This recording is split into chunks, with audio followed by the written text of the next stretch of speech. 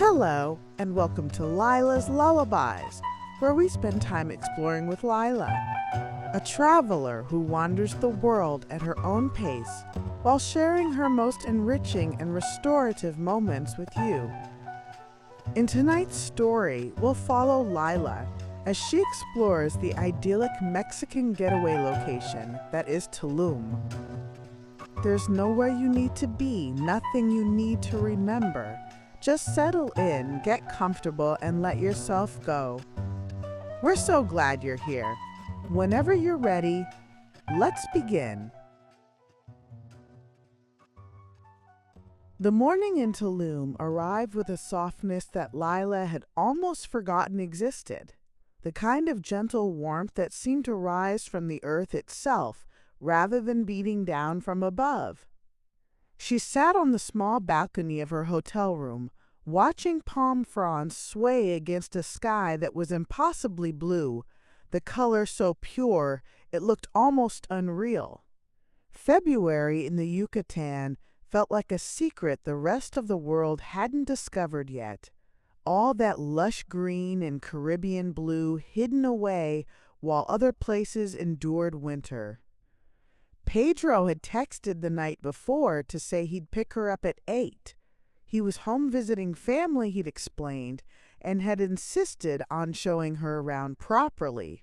Lyla had been surprised to learn he was in Tulum at the same time she was, the kind of coincidence that felt almost orchestrated, but she was glad for it. They'd met here some time ago at a music festival, one of those sprawling events where stages appeared in the jungle and the ocean provided a constant soundtrack. She remembered him explaining something about layered rhythms while they both stood barefoot in the sand, and he'd invited her to his show at one of the smaller festival venues afterwards. The conversation had felt easy enough, and they'd kept in touch afterward. Now here he was again, back in Tulum for a few weeks, ready to play tour guide.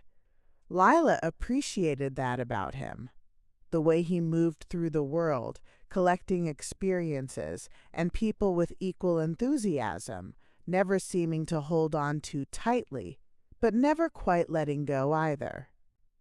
She was ready when he pulled up in a slightly battered Jeep, windows down, some kind of acoustic instrumental playing softly from the speakers. He looked more relaxed than she remembered, his hair sun-bleached and his skin already tanned, despite having been back only a few weeks. "Buenos dias," he called, grinning. "Ready to see some ruins?" "Absolutely," Lyla said. He got out, gave Lyla a hug, and she climbed into the passenger side. They drove through town, past brightly painted buildings and street vendors setting up for the day, women arranging pyramids of mangoes and papayas under canvas awnings. The roads were relatively quiet this early, though Lyla could see tourists already moving toward the beach, carrying towels and snorkel gear and that particular expression of vacation mode contentment. The entrance to the Tulum archaeological site appeared after a short drive, and Pedro parked in a lot that was only half full. They bought tickets from a cheerful woman in a booth who wished them a good visit, and then they walked down a path shaded by low trees and scrubby vegetation. The air smelled like salt and earth, and something floral Lyla couldn't quite identify. "The thing about Tulum," Pedro said as they walked, "is that it was still inhabited when the Spanish arrived. Most of the other major Mayan sites had been abandoned centuries earlier, but this one was still active, still a port, still a trading hub. There's something about that I find fascinating. Like it has one foot in the ancient world and one in the modern." The path opened up, and suddenly they were standing at the edge of the site, looking out at stone buildings perched on a cliff above the Caribbean Sea. The water below was every shade of blue and turquoise Lyla had ever seen, the waves breaking white against rocks and sand. The ruins themselves were smaller than she'd expected, compact and purposeful, built from limestone that had weathered to a pale golden gray. El Castillo, Pedro said, pointing to the largest structure, a temple that sat right at the cliff's edge, its walls perfectly aligned with the sunrise. That was the main pyramid, probably used as a lighthouse, too. You can see how it would guide boats through the reef. They walked slowly through the site, past smaller structures that had been temples, residences, administrative buildings. Signs explained the various functions in Spanish and English, but Lyla found herself more interested in the physical reality of the stones themselves, the way they fit together without mortar, the carvings that remained visible despite centuries of wind and rain, the small windows and doorways that framed views of the ocean beyond. A group of iguanas basked on the stones near the Temple of the Frescoes, their skin the exact same color as the limestone, so still they looked like sculptures. One of them opened an eye as Lyla approached, regarded her with what seemed like profound indifference, and went back to soaking up the sun. "They're everywhere," Pedro said. "When I was a kid, my dad brought us here, and I spent the whole time trying to catch one. Never succeeded. They're surprisingly fast when they want to be." "Did you live near here when you were a kid?" "Not too far, in a smaller town about 30 minutes south of here. It was quieter then. Though honestly, even now it's pretty laid back compared to Cancun or Playa del Carmen." They made their way to the edge of the cliff, where a wooden platform provided a viewing area. The drop below was dramatic, maybe 40 feet down to the beach, with the ocean stretching endlessly beyond. Lyla could see people swimming in the protected cove, their bodies small and bright against the blue water. The wind up here was stronger, carrying the salt smell and the sound of waves crashing. Lyla closed her eyes for a moment, just feeling it, the warmth and the movement and the sense of standing at the edge of something vast. When she opened them again, Pedro was taking a photo with his phone, not of the ruins but of the horizon, that line where the sea met the sky. "For later," he said. "Sometimes when I'm somewhere landlocked, I need to remember this exists." They spent another hour wandering the site, reading the informational plaques about trade routes and astronomical alignments, watching other tourists pose for photos in doorways and against walls. There was something peaceful about it despite the crowds, maybe because everyone seemed content to move slowly, to pause and look, to let the place exist on its own terms rather than trying to rush through it. Near the exit, a vendor was selling fresh coconuts, and Pedro bought two, the man cracking them open with a machete and inserting straws. The coconut water was cold and slightly sweet, and Lyla drank it gratefully, feeling the coolness spread through her. "Ready for a swim?" Pedro asked. "Playa Ruinas is right down there. Best beach access from the ruins." They followed a path that wound down the cliff, wooden steps and packed earth, until they emerged onto a stretch of beach that was absolutely perfect. White sand, calm turquoise water, and the ruins visible above them on the cliff, providing a backdrop that looked almost too picturesque to be real. Lyla had worn her swimsuit under her clothes, and she left her bag with Pedro's things on the sand before wading into the water. It was bathwater warm near the shore, but cooler as she went deeper, and she dove under, letting the water close over her head and wash away the warmth of the morning walk. When she surfaced, Pedro was swimming nearby, his strokes easy and practiced. They didn't swim for long, just enough to cool down and feel the salt on their skin. The water was so clear Lyla could see her feet on the sandy bottom, could watch small fish darting away as she moved. A couple of boats were anchored farther out, and she could hear the distant sound of music drifting across the water, something reggae-inflected and relaxed. Back on the beach, they dried off in the sun, and Lyla felt that particular kind of tiredness that comes from swimming in warm water, pleasant and bone-deep, the kind that makes you want to lie down and drift for a while. "I know a good beach club nearby," Pedro said, as if reading her mind. "Good food, lots of shade, very mellow. We can grab lunch and maybe a siesta before the afternoon plans." They gathered their things and walked back up to the parking lot, sand still clinging to their feet despite efforts to brush it off. The drive to the beach club took only a few minutes, down a dusty road lined with palms and the occasional hand-painted sign advertising tours, or massages, or fresh fish.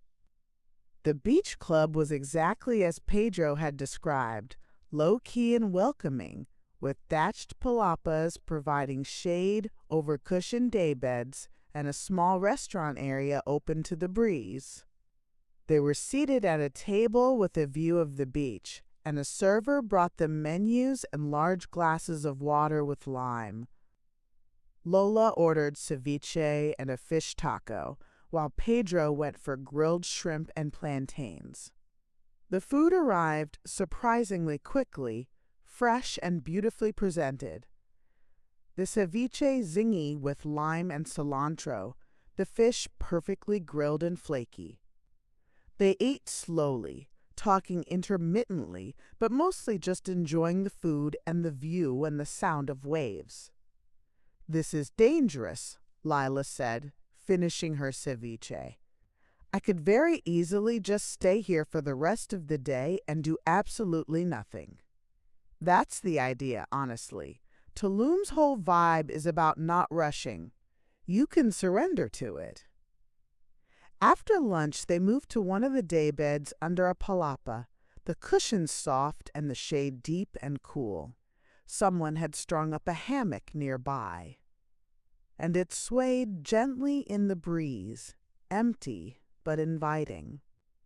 Lyla lay back, closing her eyes, and within minutes felt herself drifting into that half-asleep state where you're aware of sounds and sensations but not quite attached to them. She could hear Pedro shifting beside her, probably checking his phone or reading something. She could hear the ocean, the steady rhythm of it, and voices from other guests, low in content. Someone laughed, a child maybe, and there was the clink of glasses, the rustle of palm fronds overhead. It all blended together into something approaching perfect background noise, the kind you could sleep to for hours. When she opened her eyes again, the sun had shifted slightly, the shadows longer. Pedro was sitting up, scrolling through something on his phone, a slight smile on his face. "Good nap?" he asked, noticing she was awake. "Very. What time is it?" "Almost 2, which means we have time to head to Cenote Calavera if you're up for it. It's maybe 15 minutes from here, and it's less crowded than some of the others." "What's the situation there? Just swimming?" "Swimming, yeah. And there's a platform you can jump from if you're feeling adventurous.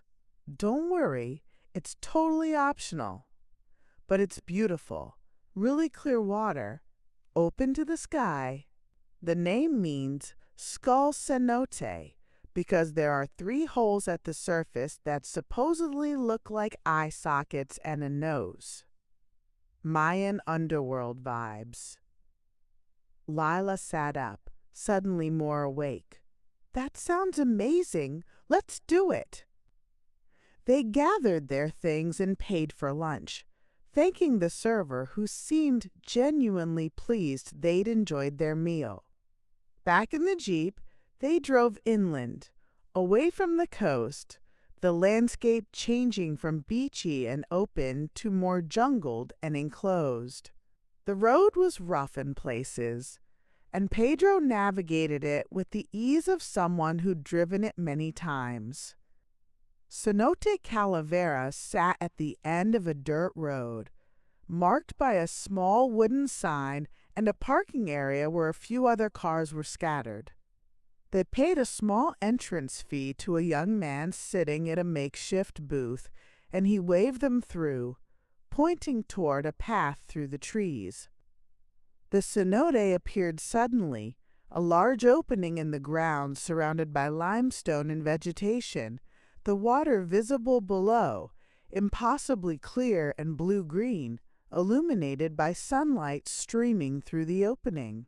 Wooden stairs led down to water level, and there was indeed a platform built out over one of the holes, maybe 10 feet above the water.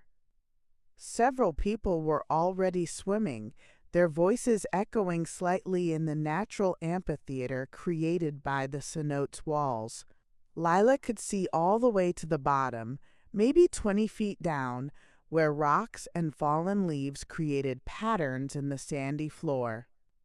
Wow, it's been a while, but I'm definitely jumping, Pedro announced, already pulling off his shirt. You watch and judge my form. Okay, but I warn you, I'm tough, Jefe. He climbed up to the platform, tested the edge with his toes, and then, without much ceremony, launched himself into the air.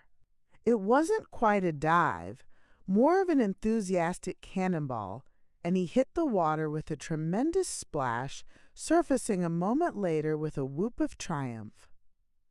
10 out of 10 for enthusiasm, Lyla called down. Maybe 6 out of 10 for technique. I'll take it. Lyla descended the stairs and slipped into the water from the lower level, not quite ready for the platform jump. The water was cool but not cold, refreshing after the heat of the day. She treaded water for a moment, getting her bearings, and then swam out toward the center of the cenote, where the sunlight was strongest. The sensation was strange and wonderful, floating in water that was so clear it barely felt like water at all, surrounded by stone walls draped in vines and roots, the sky visible through the opening above. It felt ancient and sacred, the kind of place where you instinctively lowered your voice, where you moved carefully out of respect for the space itself. Pedro swam over, his hair slicked back, water droplets catching the light. Want to try the jump? It's honestly not that scary once you're up there. I think I'm good down here, actually, but you should go again. I wasn't ready with my phone last time. He grinned and swam back to the stairs, climbing up to the platform. This time he took a moment, standing at the edge, and Lyla could see him thinking about it, preparing. Then he jumped again, this time with better form, his body more streamlined, and he sliced into the water with much less splash. Much better, Lyla called when he surfaced. That was at least an 8. They swam for a while longer, exploring the different areas of the cenote, finding small ledges where you could rest, or deeper sections where the light filtering through the water created patterns on the limestone below. Other swimmers came and went, a group of young women taking turns on the jumping platform, their shrieks of nervousness and delight echoing off the walls.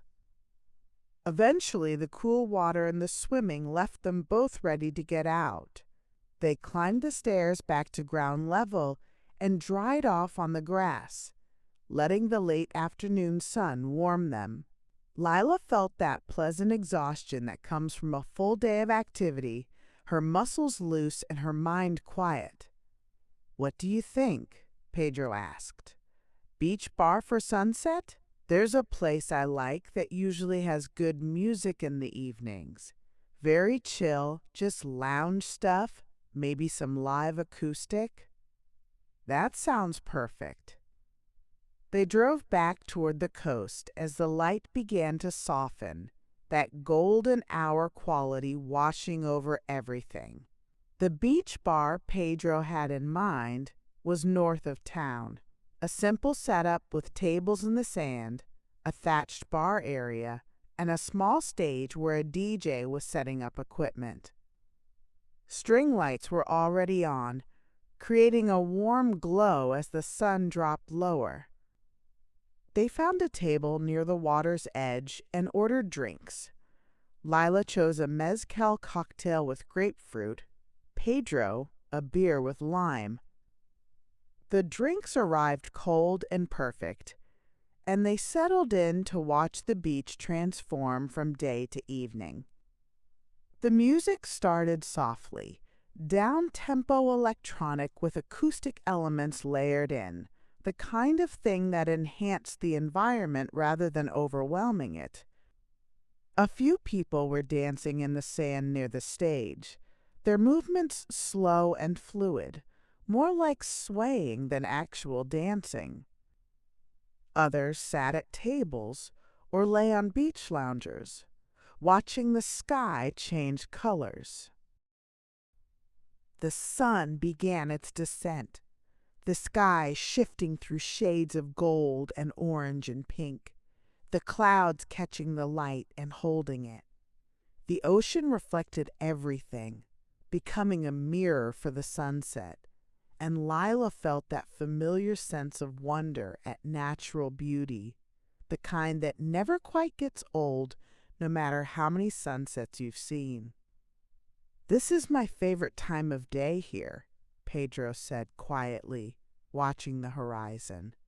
"There's something about the way the light softens everything. Makes the whole world feel like it's taking a breath." They sat in comfortable silence, sipping their drinks, letting the music and the sunset wash over them. The DJ transitioned into some very deep house, almost ambient, and the mood shifted slightly, becoming even more mellow. The few dancers continued their slow movement, and new people arrived, drawn by the music or the sunset, or both. A server came by to ask if they wanted food, and they ordered without much thought. Guacamole and chips, some tacos, things to pick at rather than a formal meal. When the food arrived, they shared it between them. The guacamole fresh and chunky, with tomatoes and cilantro. The tacos simple and good. The sky had deepened to purple by the time they finished eating, the first stars appearing. The beach bar had filled up a bit, but it never felt crowded. Everyone spread out and settled into their own spaces. The music continued its gentle progression, the DJ clearly reading the room and keeping things relaxed. Lyla watched a couple near the water's edge, standing close together, not talking, just being present with each other and the moment. She saw a group of friends laughing over drinks, their faces illuminated by candlelight. She saw a man sitting alone with a notebook, writing something, occasionally pausing to look at the ocean. "Thank you for today," she said to Pedro. "It was perfect. I couldn't have done it without you." He smiled. "That's Tulum for you. I forget when I'm away how amazing it is, and then I come back and remember within about 5 minutes. It's probably a good thing, otherwise I would get too homesick." Do you think you'll stay this time? Or will your music take you somewhere else? Honestly, I don't know. Playing by ear for now, he said and winked. She smiled. They sat for a while longer, finishing their drinks, letting the night settle around them. The moon had risen, nearly full, painting a silvery path across the water. The music shifted again, incorporating some traditional instruments. Lyla thought she heard a marimba, maybe, woven into the electronic textures. Eventually, the natural conclusion of the evening made itself known, that moment when you realize you're satisfied, content, ready to carry the day's experiences with you into sleep. They paid their bill, leaving a generous tip for the server who'd been attentive without being intrusive. Walking back to the Jeep, sand still between their toes, Lyla looked back at the beach bar one more time. The string lights glowed warm against the darkness. The music floated on the breeze, and the ocean kept its steady rhythm. It looked like a postcard, but it felt real, lived in, genuine. Pedro drove her back to her hotel, the roads quiet now. Most of Tulum settled in for the night, or gathered at various venues for dinner and drinks. They passed restaurants with candles on every table, yoga studios advertising sunrise classes, shops selling handmade jewelry and embroidered textiles. Same time tomorrow? Pedro asked when they pulled up to her hotel, though his tone made it clear he was joking. Don't tempt me, Lyla said, laughing. My flight out is tomorrow. But thank you, seriously, this was wonderful. Anytime, and hey, next time you're passing through, let me know. Doesn't matter where I am. I'll find my way back for a day like this. She watched him drive away, the Jeep's taillights disappearing around a corner, and then turned toward the hotel entrance. The night air was warm and slightly humid, carrying the scent of night-blooming flowers and the distant ocean.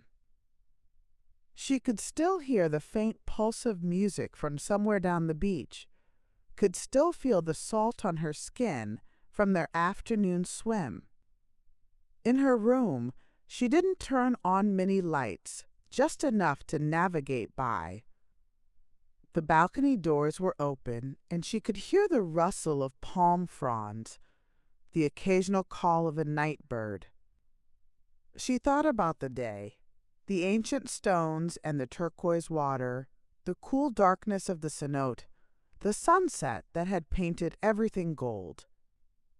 She thought about Pedro's easy companionship, the way he moved through the world with curiosity and contentment in equal measure. She got ready for bed slowly, not quite ready to let go of the day, and when she finally lay down, the sounds of Tulum drifted through the open doors, music and ocean and wind in the palms, a lullaby written by the place itself, inviting her to rest and to sweet dreams.